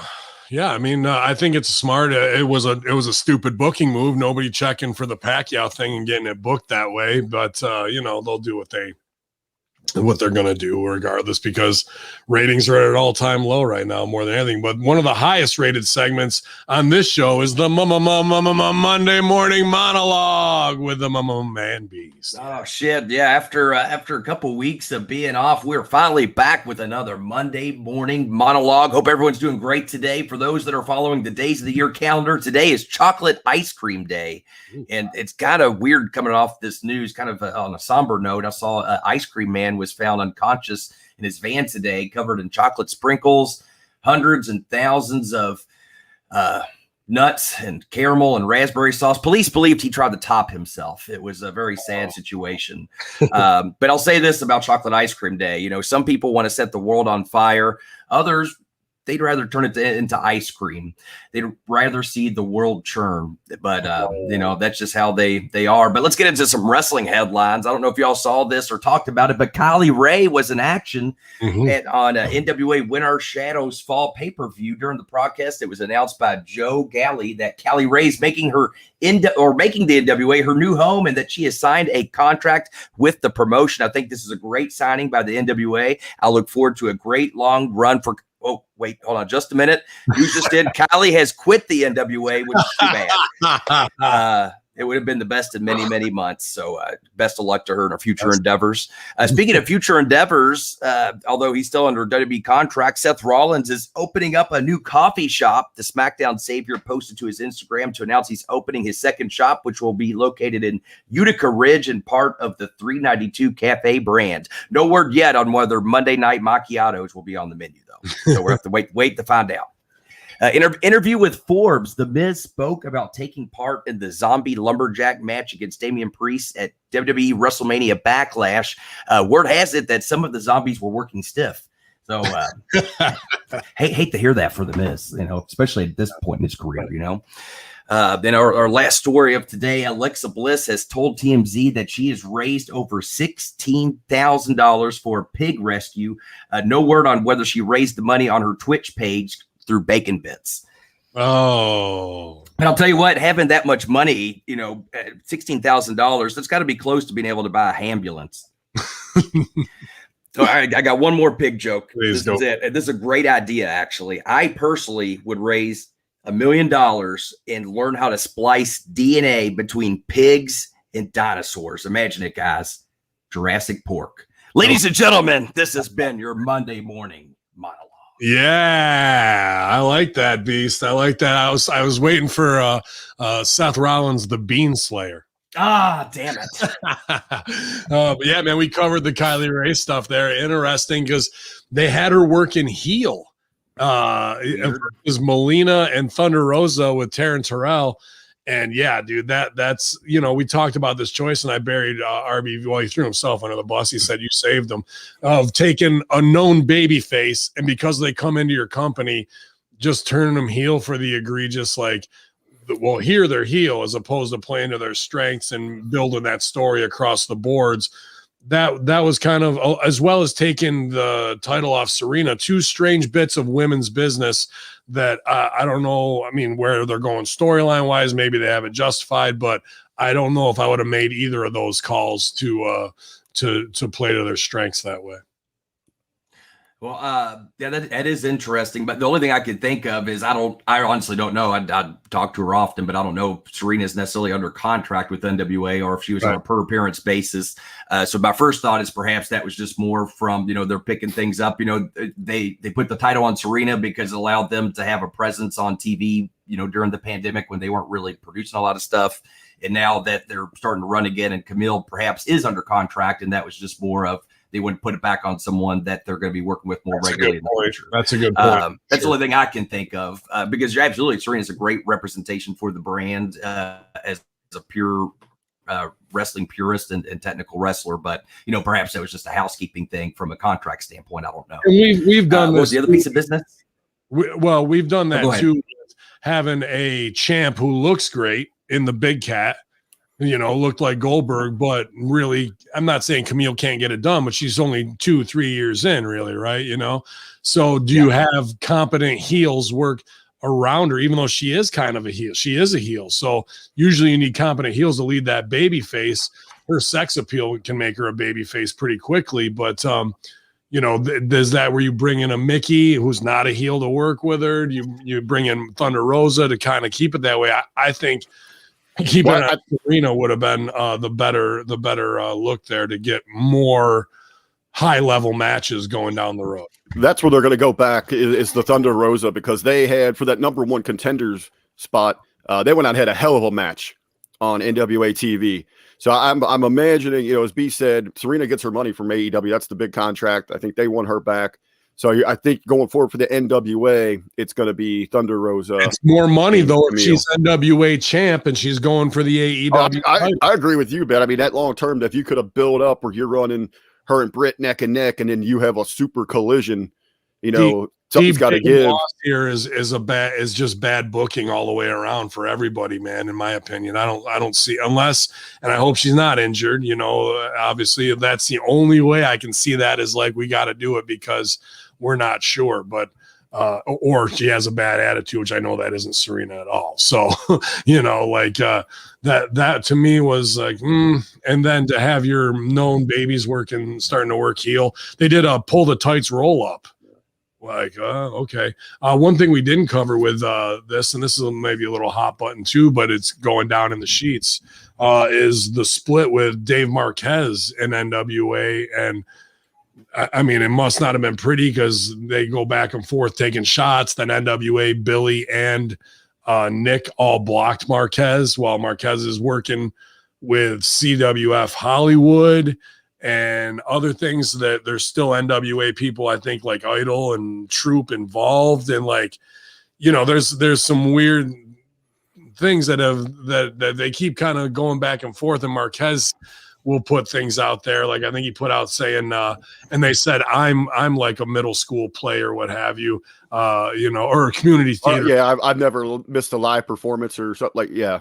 So Marquez is taking a shot at them botching the pre-show type thing along those lines. I mean, I don't know, man. I don't know what went down. I don't know the heat. I just know that there's something there that they're still going back and forth with some sour grapes of what's happening. So, you know, usually it seems like NWA is kind of the one of enough of the big company bullshit. You know, let's get back to wrestling, have some fun, and do this shit the right way, which they do on camera, but it's wrestling. So there's some weird politics and power play behind the scenes somewhere going along there. Well, I was going to say, even in the office happenings, it seems like there's been some turnover inside the NWA where now they're reorganizing who's got what responsibilities, who's focused on certain objectives. I don't know the full details on that, but I've heard rumblings on the surface that, you know, it's just they were trying to survive through this entire thing. Well, I mean, dude, Billy's got that's his play thing. You know what I mean? He's super like invested in it as opposed to like worrying about music right now, which is good for them instead of having them kind of half in and half out. But I mean, you know, it is Billy Corgan. I mean, he's richer than we'll ever be and all that. But when you look at the other major players, even if he's throwing a lot in there, I mean, he doesn't have the backing of a Sinclair to keep you alive like Ring of Honor. Obviously, he's got tons of leverage, though. This is the move, in my opinion. Nobody's really on Netflix or Amazon yet. Like, everybody wants that big subscription deal, but nobody's signed it for their weekly wrestling show or even, you know, X amount of spectaculars, 12 a year, what have you. Why isn't he selling all the Smashing Pumpkin stuff there? Hey, if you'll do is go, I will do one acoustic unplugged performance for you, and I will do one concert where you can stream it all for free, and you give me 2 to 3 years for NWA. What does that cost Billy Corgan? Next to nothing. And then what does it do for his project? Everything. To do 2 little shows like that, dude, I gotta believe Netflix would fucking bite no problem on that shit. That's a great deal for quid pro quo that way. And why any of these streaming services, they're all fighting right now to try to get, you know, some kind of attention because the pool's getting crowded. Yeah, for sure, man. So I don't know what the heat is with Marquez and them and how that fallout went, but to the outsiders, people know that it's going on. And the other part was 2CW office kind of banging on them because not that they give a fuck, but you know, they botched the opening pre-show where they had to put out the tweet, apologize, dive, repeat of sorry, people on YouTube, we had issues, we tested it, and then something went wrong. Technically, we're not sure, which is, I'm sure, the truth. But that's why 2CW gave the big fuck you to Ring of Honor 7 years ago of going, dude, you guys have tried to put on pay-per-views 5 times and you botched every time. Like the feed drops, with a $3,000 investment in a private company. 2CW gave away a free for view online with 100,000 viewers, never dropped the signal one time. It started on time. Everything went off without a hitch. That was 6 years ago, before Fight TV and all this other shit that makes it so simple to go live and have people watch your stuff. And again, companies are botching it. You know, who was kind of the honcho kind of running that? Was that Strangler? Oh, it was me, Strangler, and Josh and Jack Trades, you know, working with a local company to get it done. Because everything Josh wants to do is an FU to the business of people who think they're over and that we're up here and we're using our guys at the top. No, you're not. We'll use Kevin Steen better than you use him. Oh, you're a big multinational company with hundreds of millions of dollars, but you can't do a pay-per-view stream, right? If you get one botch, okay, five, that's Josh going, fuck you, we're about to do this, and I don't care if I lose money or not, and we're making it free. So just to show you that we can do it with your guys better than whoever you have over there. And, this is my own personal little thing where, dude, Russo put me over to Billy as the fucking guy that he needs to bring in there after Lagana's whatever. You know what I mean? Billy responds back to him, yada, yada. Do I get the call? Do I get the shot? Not like I want to go, I, me, my. Nope, I don't. And now whoever has that spot, that would have been the spot to make sure this shit comes off flawlessly. Bizotch. I don't know what to tell you, man. Like, there's some of us who are tried and tested in this biz and have done things that they may be unaware of, but we do it to show that we're just as good as those who think they sit up here on high and look down on us and maybe we'll give you a shot. Well, you keep hiring the people who can soft soap their way in there. Keep hiring the guys who can talk and then, talk their way into something. And then 5 months later, you're blocking each other on Twitter and you have a certain look instead of doing things with the right people out of the gate the way you should have, so 10 pounds of gold, baby. We Charlotte. Another little tidbit from the NWA pay-per-view. They had their hard cam right here. Focused on. I gotta stop you. In the house right now, original founder of Twitch, John Carnage in the house, man. A brilliant mind, a brilliant entrepreneur, and a guy who's built the streaming platform from the ground up, man. Hopefully you can get twitch.tv/Hamin Media partner. That'd be awesome, John, if you can make that call today. So we can start receiving bits during the SmackDown Live self-help group. But big shout out to John Carnage. You never know who's going to be here in any of the locker rooms, awesome, man. Running. High-level listeners, high-level minds, talking that real talk. And exactly that's what isn't done. Why isn't NWA getting a hold of John, founding team member, or founder, I should say, of Twitch? See, I'm insulting the top guys already, but I don't get it. That's why you're not getting those phone calls. That's why I don't get it. That's why if I was working for NWA, that would have been my first call. That would have been my first email to Carnage of being like, that let's get this exclusive. Let's get this promoted. I want to be. We got Billy Corgan. Can we get all this type of shit done, man? And is it getting done? I mean, maybe I don't know. And I'm just talking out my ass and they did call and it didn't get done. Who knows? But these are just the simple, small things that need to be addressed out of the gate before we ever press play, or go live or what have you. Well, I think it goes back to a lot where you've had some turnover and there's a lot of people trying to wear different hats that, maybe that's not their forte and they're trying to reorganize. But I was thinking about that hard cam shot. They focused on the entrance and the curtain. And I was wondering why they didn't have fan interaction. One of my buddies was down there. I reached out to him. I said, what's the count? And I guess it's because of what they were allowed. But they only had like 25 or 30 people there. Oh, what he said. That's interesting because I heard it was going to be a live house. And with the big. Now, unless he meant in his group. But I mean, because they were. It was a hot crowd. I mean, they felt like, but you're going to have that in that studio because you're right up on top of it. You mic them well. But I was kind of shocked when he sent that over that it was such a limited capacity. But again, that could be out of their hands and all that. I'm sure that you know anything about the fallout there with Marquez and those guys, because it seems very cryptic and still a lot of hurt feelings, man. I think you went to take the dogs out. Sorry. It's all good. I thought you were talking to Rick still. Sorry. No, no, I just that's a strange thing. Is I thought they had their team of kind of anti-heroes, of anti-WWE and AEW, of wanting to do their own thing, and that was a cool niche. Unfortunately, it seems like the office, like every wrestling office or what have you, something went down and somebody has to get sacrificed for it. It's a shame whenever any kind of personal issue gets in the way of good business, because it should never be the case. But, I understand it happens. It happens all the time, and not just in wrestling. It happens in, really any industry. But if you can set aside your personal ego to do good business, you'll always be more successful, in my opinion. Right on. So it's a shame to see this happen. John Carnage, if you want Billy Corgan's email, just let me know. I'll stooge it to you. And Vince McMahon's, but that's just to troll him and send him Master Shoot Theater. Yeah, I wonder, man, because that is a bad look in front of everybody, and all those guys are more professional players than that to sell for it. You know what I mean? That's the weird part to me, to let everybody know that something weird is going on. Or is this some part of some greater work that we're just not seeing the end game of? I don't know. I can't see it. I can't figure out what that would be, but no. Perhaps.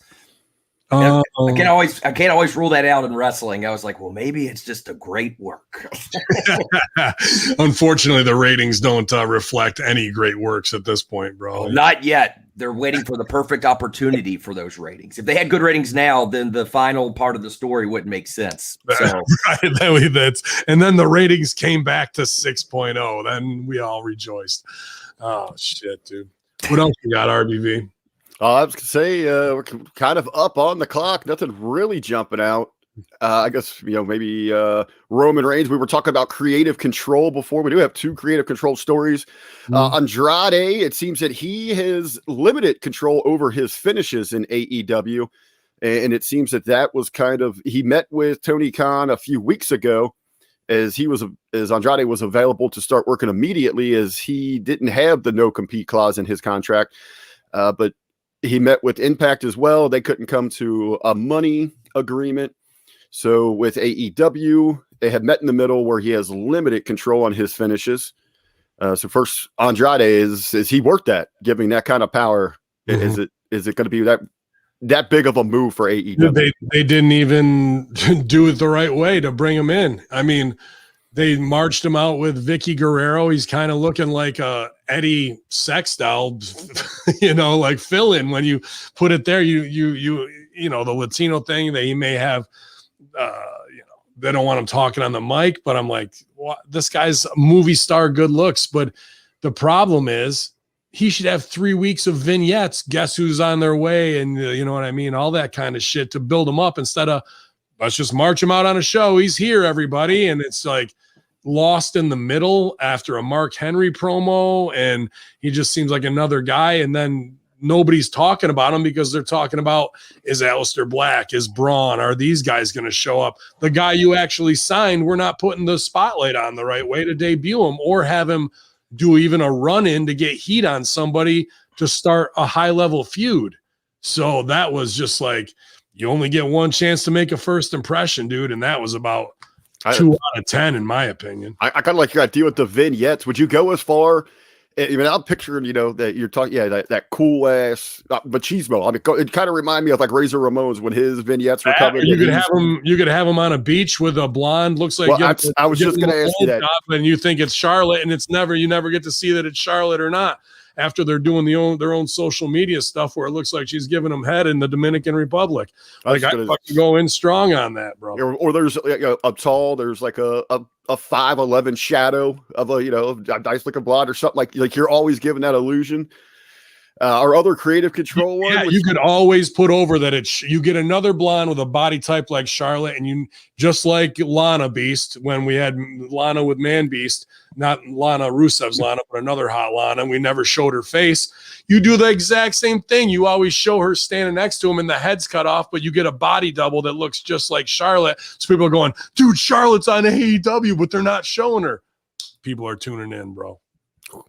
I will say, so it probably would be difficult to find a good body double because she does have a certain physique that I feel like is but you're right. I mean, that would be if they could find the right person for that part, that would be very intriguing because it had the illusion of, is that going to be CGI, baby, CGI. All you got to do is go to the exact same doctor she goes to and go, I want the Charlotte Flair upgrade package. We can make any chick look the number 7 combo. Yeah. Supersize my gimmicks. Now, Andrade just should have done that to stick it to WWE. He should have went after Aldis and went on the chase for Sweet Charlotte. There's so much they could have done in building this guy up instead of walking him out with Vicky Guerrero after a Mark Henry promo, dude. Like that was just so lackluster in my opinion, man. Well, back over in WWE, you have Roman Reigns, the high chief, the head of the table. This report here claiming that he refuses to go on anything but first or last. He's not working the middle. Well, those are the two main spots that you either want to kick the show off for the storyline the right way, or you want to be the main event. And you've seen that all throughout the shows. And this week's SmackDown was pretty enjoyable with the storylines that get threaded throughout with Jimmy and Jey Uso. He's slow playing almost a little too much. Like, I don't mind it, but I'd rather have somebody slow play where I can tune it up instead of try and dial him back. That's a little bit tougher to do with his delivery, but I think he's absolutely fucking killing it right now, to be honest with you, with the acting and the takes. And, you know, they did the Jimmy and Jay where no one wants to, like, I'm tired of people saying, which one are you? They brought that full circle in what happened on this Friday, and Roman had a really good opportunity of being like, it doesn't matter really. Both of you guys are on your way out. Like, to leave them both with their dick in their hands. Like, there was like, they built to that of like, now you can't tell who's who anymore already. I tried to bring you up and make you an individual, and we did, but your loyalty to your brother, who looks just like you, is shining through again. And now you're both buried and lessened in the eyes of the fans and myself. And he let them know that and scoffed and walked off. I thought it was a very good elevation of the scene that they've been building to. And dude, Roman's on another level than he's ever been right now. So he's kicking ass, man. It seems that he's really the only one that's truly sticking up for his own business. Because he knows that he's got him over a barrel. Like, who else is playing at that highest level right now? You know what I mean? With everybody he's got involved with his stuff, Hamin going to work for him, the possibility of a match with The Rock. The Bobby Lashley stuff is way watered down with Hurt Business. Dude, Roman's got enough people around him and been in this biz long enough that he knows he's got the leverage to say and get done probably whatever he wants to do. We are up against that clock, and unfortunately, we won't have a lot of time to cover this last story. We got a new champion in New Japan, Ben. Wow. Who is it? Somebody I never heard of? I didn't even click on it. We'll save that. We'll save all that for you to make sure you head on over to the HMG affiliates to get with our boy Jargo for Destino, a New Japan podcast. I'm sure he's going to have all that covered. I think it's Shingo. Shingo is the new champion. Oh, Papa Shingo. He's fucking my favorite. But I will say there has been a lot of buzz. I got hit up by a couple people in the last 24 hours saying how good it was, which is ODB's new meet and greet podcast with Dr. Ted himself, man, over on Russo's brand. Ted, you're having a good time with dirty gimmicks over there like the old days, bro. Oh yeah, just telling stories. It's a relaxed atmosphere. We just go off talking about different wrestling stories.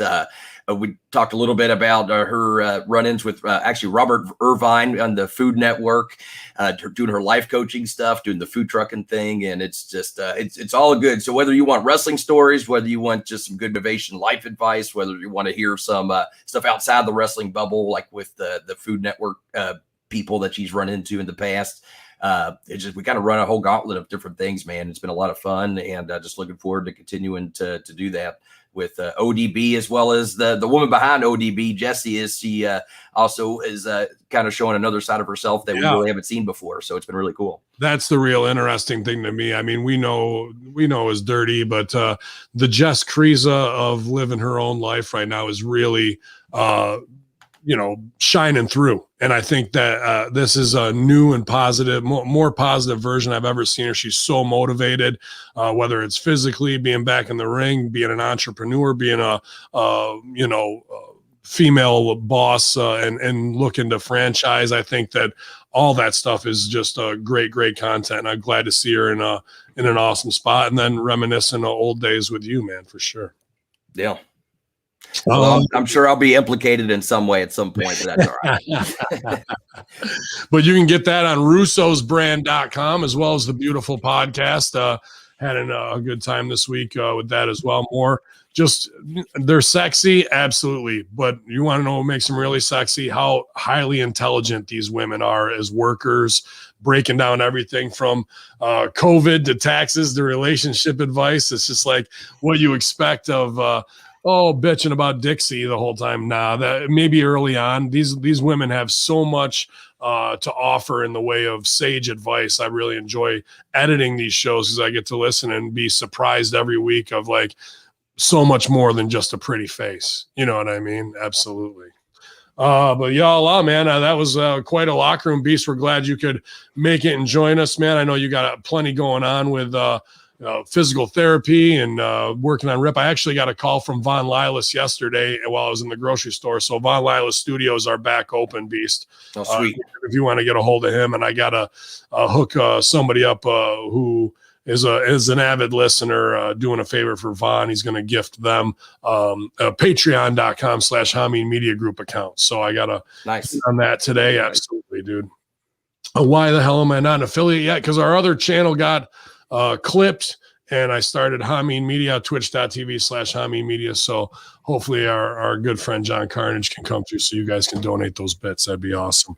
But regardless, we're going to be producing great content for you across the board. I got to meet with Mark from Realm today with Vince Russo to get all the passwords and stuff like that set up so we can start building out the back end that way. So we thank you guys. Hopefully June is going to be our big month to start getting things realigned, getting switched over. New shows that just dropped. John Paz and I from Two Man Power Trip are working on a new project together. And Beast, I definitely need to get you booked on there. It's called Develop Mental, and we're going through DSW, OVW, FCW, NXT, HWA, anything else that was affiliate, and getting great guests who were performers, coaches, what have you, whatever part they played there, but kind of breaking down the entire history of the developmental system. All right, there's all kinds of stories. I don't know why the first one that pops in my head, I'll give one for free here.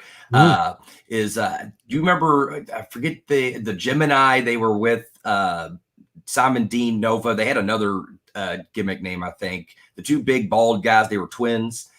Either way, they fucked up the match in OVW so bad. It was a spot where one of them was supposed to run in, but he wasn't the legal guy. But they were twins, so it's like it didn't fucking matter. And Jim Cornette proceeded to give them turn-by-turn directions from the Davis Arena to the Deep South place in Georgia, literally to go straight from there to their. Jim Cornette had no authority to do that, to kick them out of OVW, but he told them to leave and gave them turn-by-turn directions how to get from OVW to Deep South, and they were not welcome back. The twins, they were doing a missed clothesline spot where they're going to hit one another. They got themselves turned around, so instead of flip-flopping their roles, the guy who threw the clothesline then took the bump himself. Cornette's told that story a few times on his show. So he told him to get the hell out of OVW. And within like a month, they went down to the South. And then within a month, they were on television. Mm-hmm. The perfect. I mean, that's the strange and wild things. And I'm maybe this will be one of the first times that I get to work with Cornette because, John Paz is in that gray area where there's no heat on him, unlike me and for Russo brand. But I would love to hear if we can get that book to have him on. But, we're hoping to have coaches and from Al to Rip. I'd love to have Mondo and obviously Eugene, Nick Dinsmore, and plenty of other performers across the board, man, because some people were in that transition, maybe APOC too, of going to OVW to FCW and what that was like and the difference of that type of stuff, man. So excited to do more with Two Man Power Trip. We've been having a good time with Pro Wrestling 101 and all that.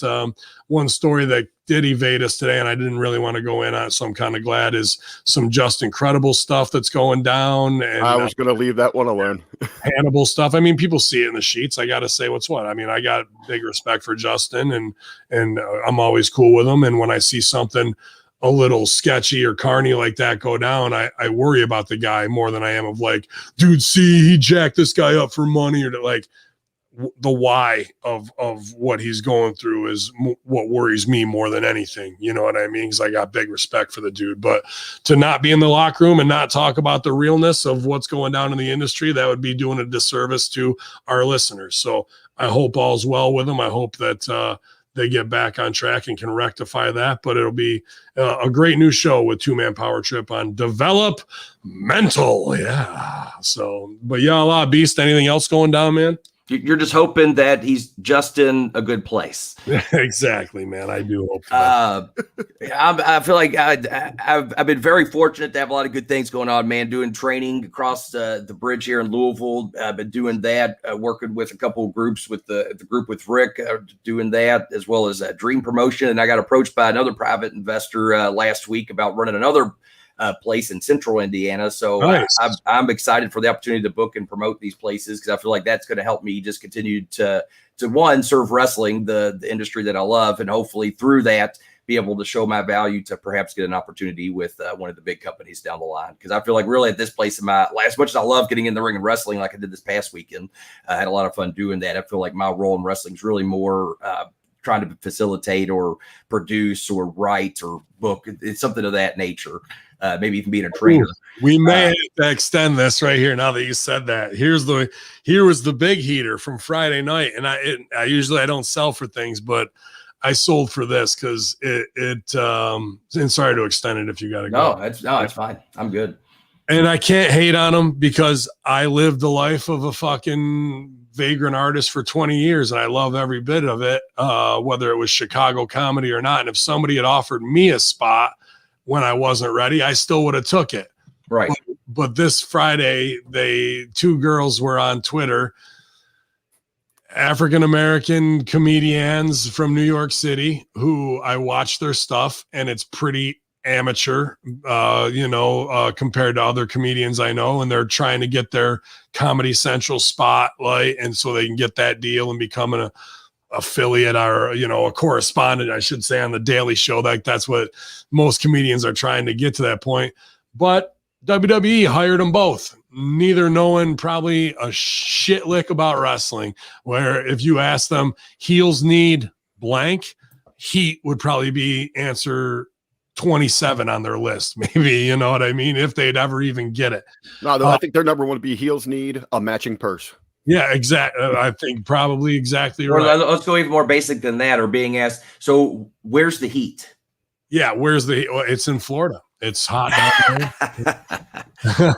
But, this is a straight up Stephanie McMahon hire, in my opinion, in two affirmative action hires. And I'm not trying to shit on these girls of being like, you're just this, that, or the other. Like I said, if it was me and I was clueless, I would take this gig. But this to me is Stephanie dealing with all these marketing, Ad Age, and NBC people, and women who are very funny in comedy, like an Amber Ruffin, who was a writer for Seth Meyers and now has her own like viral show that's on The Cock, the Amber Ruffin show.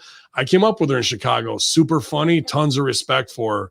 But now this is the marketing thing. You need to have an urban Black woman on your writing staff because that's what looks good in the corporate environment for diversity hires.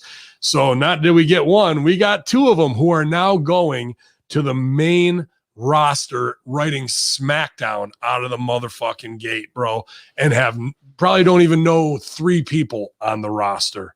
Maybe Sasha Banks for the pop culture crossover. And again, with Dr. Ted training the future and being contacted to do what's right in the biz, pass along the correct way to do things, knowing it after 15 years of experience. And this is who they hire. It's just a slap in the fucking face again of the wrestling business, especially when your ratings are down to a 116 on Raw, a 1.6 on SmackDown, and you're not hiring people who can actually get business and get guys over and write things that are compelling. These girls are going to be in and out in an open door policy for nothing more than a corporate affirmative action hire. And it does nothing but hurt the credibility of our business further, man. Like, it really not got to me. I was over it in about 15 minutes, but like that shock of just like, here they are again. just more and more mistakes and making a rib when there's guys like Man Beast, myself, and a dozen others who've been pining, over preparing to have a position like that. And it just gets fucking hoard out for some marketing purposes, bro. It's interesting to hear. It almost makes you feel like, I understand their need to satisfy their corporate overlords and sponsors, whatever, with especially these new social movements that are kind of going on. But I can't help but feel like there's also an in between. Like, for instance, I would love an opportunity to come in as a writer and have one of these young women work with me as say a junior writer and be able to educate and teach. Hey, and also I'm sure they, from the comedy scene, I can't say, of course, I guess I do the monologue, but I can't say, I'm an expert by any means. I'm sure they have some things that I could be taught as well, but be able to combine those worlds and say, okay, well, in the realm of wrestling, this is what makes sense. This is what we do. This is what is needed for the story, and be able to use that to educate and show this is how you write a wrestling show. Like, I feel like that could be a nice in between, rather than saying, well, y'all don't know anything about wrestling, but I guess you're going to figure it out on the fly. Right. You know what I mean? And I feel like it's almost like shooting themselves in the foot. And it doesn't really do either of these young women a lot of favors to be throwing them out there like that. It's almost like they're asking them to fail, and that doesn't do anyone any good. The talent, the viewers, anybody. Millie Tamarez is one of the writers, new hires, putting that over. And the other one is Kenise Mobley, who's pumped to get out of her bed and go right SmackDown. That's what she was after she'd been in bed for a month. So, I mean, maybe that's what we need to do, is just stop, lay in bed for a month, and they'll call us. I like that idea. Yeah, I think that's it. But here's the real problem Big Ray loves his trolling, and even I put a little something out there. So Millie Tamir has already blocked Big Ray, and he wasn't even being kind of a dick. He was just pointing out whatever. And I get doing bits, and I get being an I don't get being an African-American female comedian, but I understand where they are in the comedy world right now of being the hot property who's kind of going to get whatever they want greenlit by Netflix. But I try to put like, hey, pro tip, you might want to take down your white guilt post, because in her bio she had some bit, and this is the rough stuff that's going to get her canceled. And I don't mind taking shots at people. She had a thing up there, a Tumblr thing for white forgiveness, where you can donate to her. Hi, my name is Millie Tamirez, and I'll forgive you of your white guilt if you Venmo me at Millie Tamirez. This is real. That is. Fuck.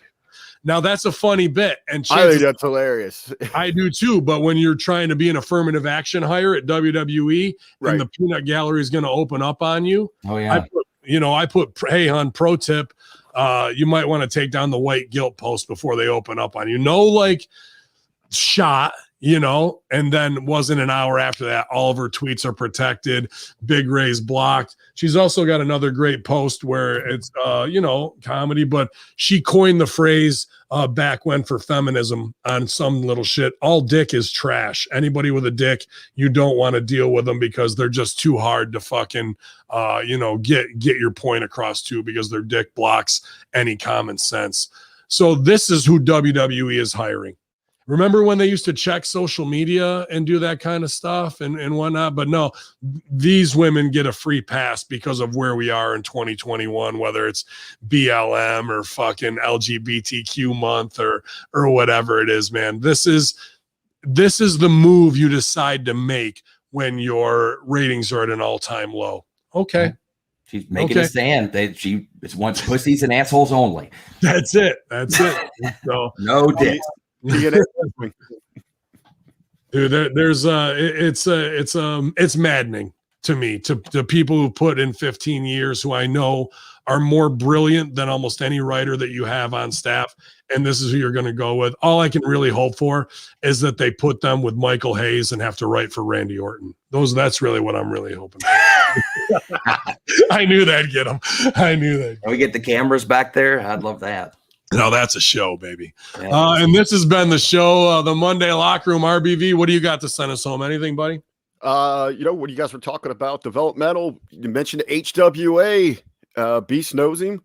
He actually is our authority figure at the Pro Wrestling Alliance. He actually was a founding father of the HWA. He was right there from the get-go. He helped get it and going from the ground up. So and I could also get Hawk for you, whatever you want to do to talk HWA. But on a piece, nice little project, the Pro Wrestling Alliance. Today is the big day. We are going to get our budget. The Wine Festival is releasing their press release. So we're going to have talent names coming at you soon. So it's going to be going down August 26th, a little Thursday show, the Swiss Wine Festival in Vineyard, Indiana. It's going to be a good time, but yeah, look forward to getting some, I guess, press out there for ourselves to start announcing some talents. The Catalina wine mixer is going to be a good one, man. Can't wait to see what you guys do with that. Beast, did you have anything to do with that new Blade Runners promo? You mean Outrunners? Outrunners. Yeah. Did you see that? I haven't seen it yet. I've been working with them on some shit, but I don't know. It's very good, and it would be good without it, but the soundtrack, the music underneath absolutely makes it, bro. So check out Shiloh Jones and forgive me, I forget his. Well, he's not Shiloh Jones anymore. Now he's Truth Magnum. Oh, Truth and his partner Turbo Floyd. But I mean, their gimmick is I think it's only a matter of time before they get somewhere. I don't know whether AEW, WWE, they should definitely be on Dark next week, bro. There's no doubt about that. Oh, They've yeah. at NWA too. Absolutely. Yeah, they could kill it anywhere, but they're doing great turning up the indie scene. It's just a matter of time. Although for my own selfish purposes, I hope they're around a little bit so that way we can use them a little bit when we run Dream. But either way, be sure to check them out. The Outrunners, they're doing great stuff. The promo was so good and so funny. It just felt like we're OVW brothers, so we all got the same kind of flavor. But the quality of it, I felt like you had sprinkled some of your sauce on there. But check out the Outrunners, you guys. Great fun promo for, I think it was Chicagoland Wrestling where they're going next. Oh yeah. Good. Yeah, they're everywhere, man. They're Tennessee, Chicago. They're literally booked every weekend somewhere. So be sure to check them out if you get a chance. Absolutely, guys. And well, you guys checked us out. We appreciate it here. Twitch.tv/Hamin Media. Ben Hamin YouTube channel still demonetized. What are you going to do? We just want to keep bringing you guys the best shows. We get things lined up and rescheduled for Realm Network. New shows on the way. So we appreciate you guys hanging with us. It's Dr. Ted. It's RBV. It's the hacker doing all that worked bullshit. I'm ready to go hug Floyd Mayweather for $20 million for as many rounds as he wants. And we'll be back here, infidels, at Hamin Media Group. Yalla.